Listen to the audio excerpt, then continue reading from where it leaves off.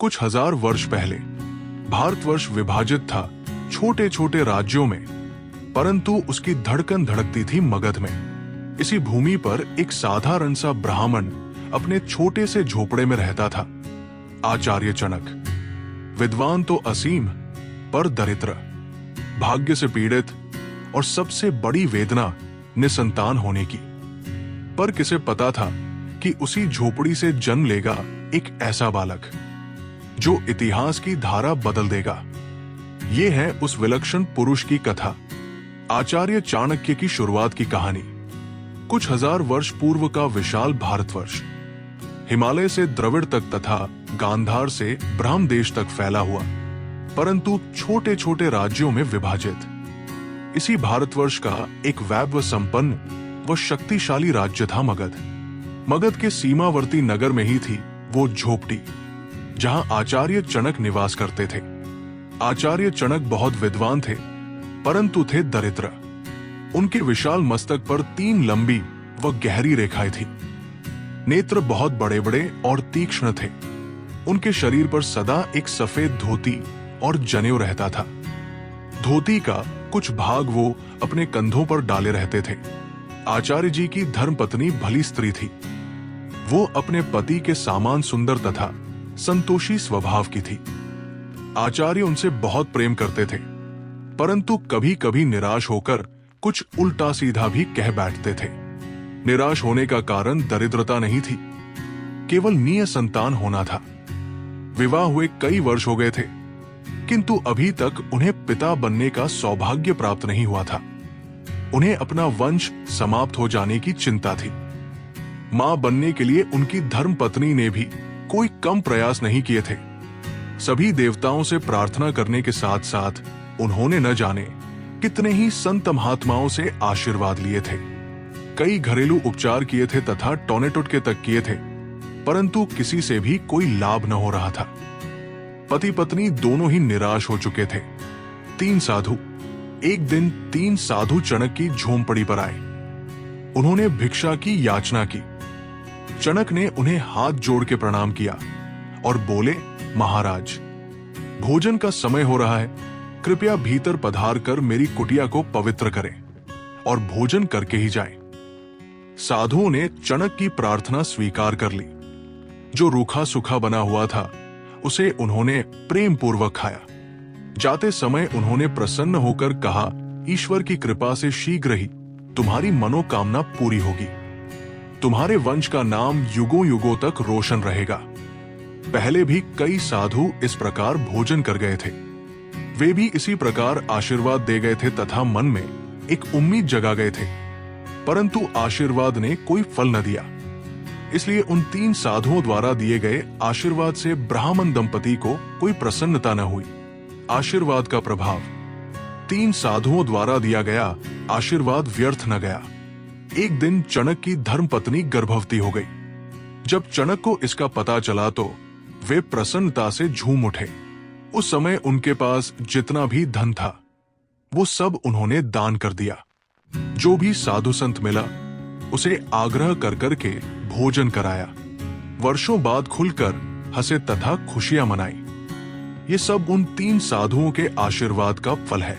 वे अपनी पत्नी से बोले, वे साधारण साधु नहीं थे। लगता है ब्रह्मा, विष्णु व शंकर जी साधु बनकर आए थे हमारी मनोकामना पूरी करने के लिए, हमें आशीर्वाद देने के लिए। आप बिल्कुल ठीक कह रहे हैं, पत्नी ने कहा। उन्होंने बिना मांगे ही हमें आशीर्वाद दिया था। हमारे बिना बताए ही वे जान गए थे कि हमारे कोई संतान नहीं है, फिर तो अवश्य ही पुत्र होगा। चणक बोले, उन्होंने कहा था हमारे वंश का नाम युगों युगों तक रोशन रहेगा। मुझे याद है उन्होंने यही कहा था, पुत्र ही होगा, ऐसा पुत्र जिसके प्रकाश से ये सुनी कुटिया भी जगमगा जाएगी। सारा सुनापन दूर जाएगा। दिन रात उसकी किलकारियां गूंजा करेगी। उस रात ब्राह्मण दंपति को नींद नहीं आई। वे अपने होने वाले पुत्र की कल्पनाओं में डूबे रहे। उसके बारे में तरह तरह की बातें करते रहे तथा मधुर सपनों में खोए रहे। एक विचित्र शिशु का जन्म। उचित अवसर आने पर चणक की पत्नी ने एक स्वस्थ सुंदर व विचित्र पुत्र को जन्म दिया। बालक का रंग माता पिता जैसा न होकर सांवला था। उसका शरीर लगभग 1 वर्ष के शिशु जैसा लगता था। विचित्र वह इसलिए था क्योंकि जन्म के समय ही उसके मुंह में 2 दांत निकले हुए थे। उसका मस्तक चौड़ा, भ्रिकुटिया बांगपन लिए हुए तथा नथुने यूं फूले हुए थे जैसे बालक कुछ तनाव का अनुभव कर रहा हो। कभी कभी वो अचानक यूं मुस्कुरा पड़ता जैसे कोई रहस्य की बात समझ में आ गई हो।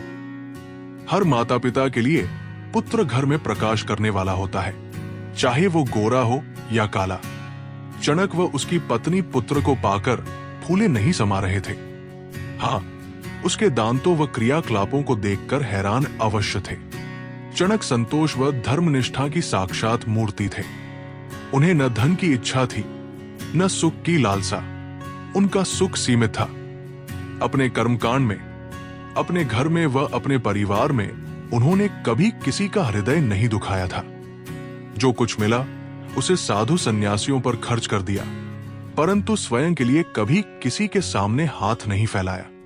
वे जीवन में केवल एक ही कमी का अनुभव करते थे। पुत्र जन्म के साथ ही उनकी वो कमी दूर हो गई थी। वे स्वयं को संसार का सबसे सुखी व्यक्ति अनुभव कर रहे थे। बालक का रंग कुछ सांवला नहीं है। अचानक पत्नी ने हिचकिचाते हुए उनसे पूछा, मैंने तो ये सुन रखा है कि बच्चे का रंग या तो मां जैसा होता है या फिर पिता जैसा। मगध पर अत्याचार के काले बादल जो छाए हुए हैं। चणक बोले, क्रूर सैनिकों के आतंक ने मगध के भविष्य पर कालिख जो पोत दी है, शायद वही कालिख हमारे पुत्र को लग गई है। क्या नंद ने फिर कोई नया अत्याचार किया? वह एक विलासी राजा है, दिन रात शराब और शबाब में डूबा रहता है। उसे प्रजा की सुध लेने का होश ही कहाँ है? किसी भी समय कुछ भी हो सकता है। राजकोष लुट रहा है, देश को चारों ओर से विदेशी घूर रहे हैं, आस्तीन के सांप कुचक्र रच रहे हैं। पता नहीं क्या होगा। काम से काम आज तो इन चिंताओं को त्याग दीजिए। ईश्वर को कोटि कोटि धन्यवाद दीजिए, जिसने हमें पुत्र रत्न दिया, वृद्धावस्था का सहारा दिया। देवी, चणक मुस्कुराकर बोले, इस समय तो तुम ही मेरे लिए ईश्वर हो। पुत्र रत्न की प्राप्ति मुझे तुमसे ही हुई है। इसका नाम क्या रखेंगे? वर्षों बाद हमें कुलदीपक की प्राप्ति हुई है, अतः हम इसका नाम अपने कुल के अनुसार ही रखेंगे।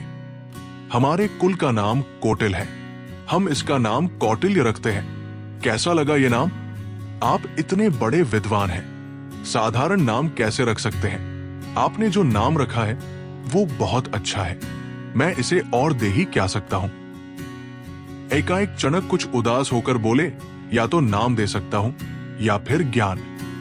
किसी राजा के घर पैदा होता तो इसे जीवन का प्रत्येक सुख मिलता। आप व्यर्थ ही दुखी हो रहे हैं। ज्ञान भोग से बड़ा है, विद्वान सदा से पूज्य रहा है। आप अपने पुत्र को इतनी शिक्षा देना कि राजा और राज्य स्वयं इसके सामने आत्मसमर्पण करने को तैयार हो जाए। जरूर। चणक अपने पुत्र को निहारते हुए बोले, इसे प्रतिभाशाली व यशस्वी बनाने के लिए मैं एड़ी चोटी का जोर लगा दूंगा।